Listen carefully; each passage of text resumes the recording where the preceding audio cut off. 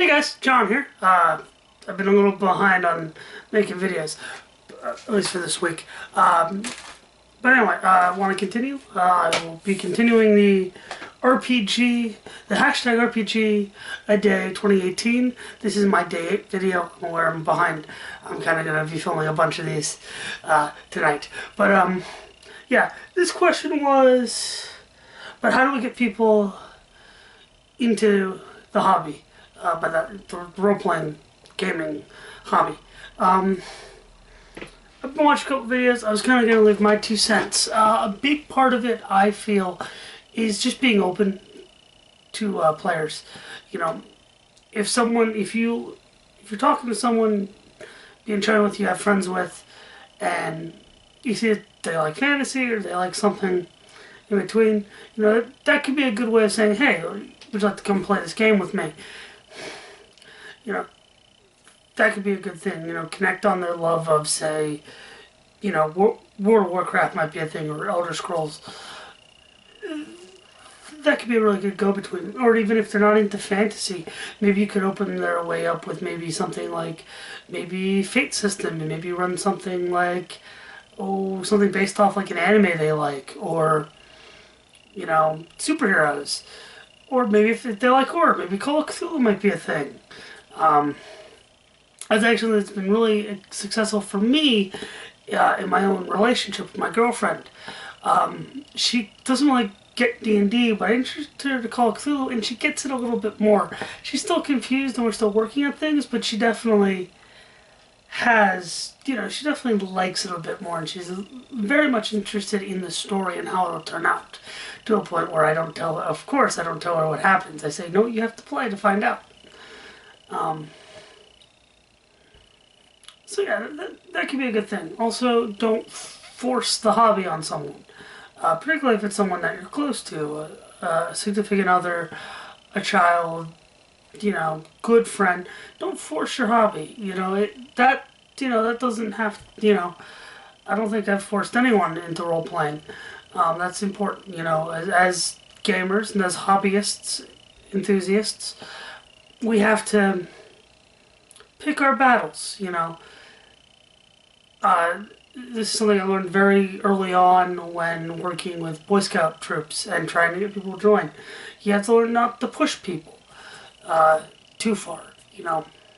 But kind of bring it up, you know, every so often. Let it just kind of creep in. Don't badger them, but, you know, just bring it up. Hey, we had a great time at D&D last night, or whatever game you're playing. I also have another thing of getting new people. Don't shun people away. Something that I got a lot, or at least I got one time at least, when I walked into a game store. I got kind of shunned away because I was looking at the Dungeons & Dragons 4th edition stuff. And yeah, I know, well, say what you want about 4th edition. Yeah, it wasn't Dungeons & Dragons as everyone knew it. But it was still a fun game. I had fun playing it. I had fun running it. So, you know, to be kind of told it's a god-awful game, that's just toxicity that's not needed. And that's another good point I want to bring. Being toxic at the table, no. Like, not that, you know, I'm making this whole video on a thing about safe space and all that. No, this isn't that. This isn't a political video at all. But it is, you know, be welcoming to people. You know, and if they don't jive at your table, as a game master, or even at a group consensus, you're not really gelling with us right now. You know, you're kind of doing stuff that's kind of hurting the group. Yeah, again, be positive. You know, and I struggle with. Because I want to be inclusive. I want to share my hobby. I struggle with saying people no. I really do. I struggle saying no.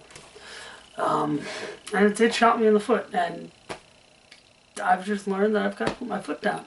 I've got to make lists of this is who I want. Make a short list, you know. This is what I have to do.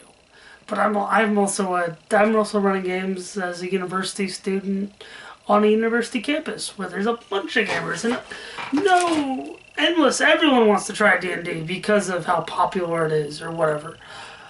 On that note, though, I also say, hey, you want to also try this game? This is like D&D, but this is different. Like, you know, I'll champion Call of Cthulhu till the end times.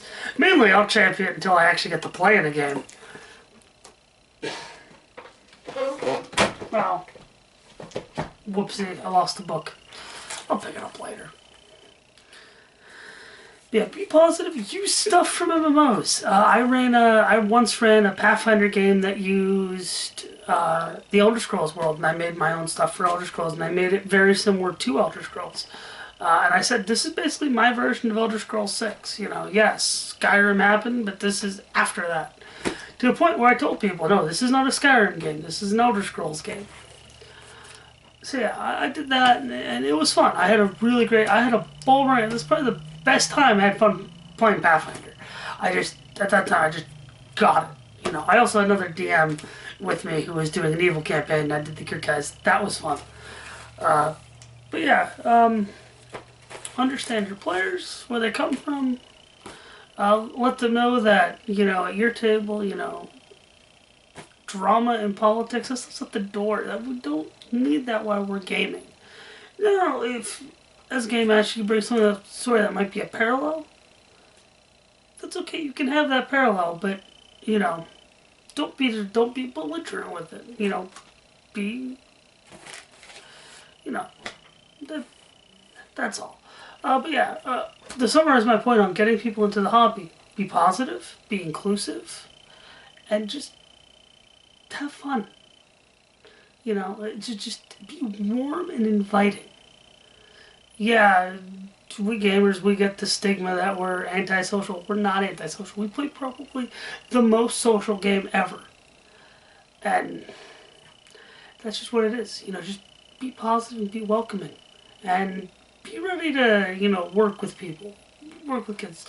Work with players, you know, especially if they're not getting it. They're not at, you know, your level of intelligence or whatever. Especially also if you're running for kids, whether they're your own personal kids, or like I worked for a daycare for a while and I taught the kids some very basic D&D in the tradition of how I learned D&D from my father. That's another story for another time and another video, and I have made many videos on that. But yeah, you guys have a great night. I hope we, you know, I'm making more videos for this, and just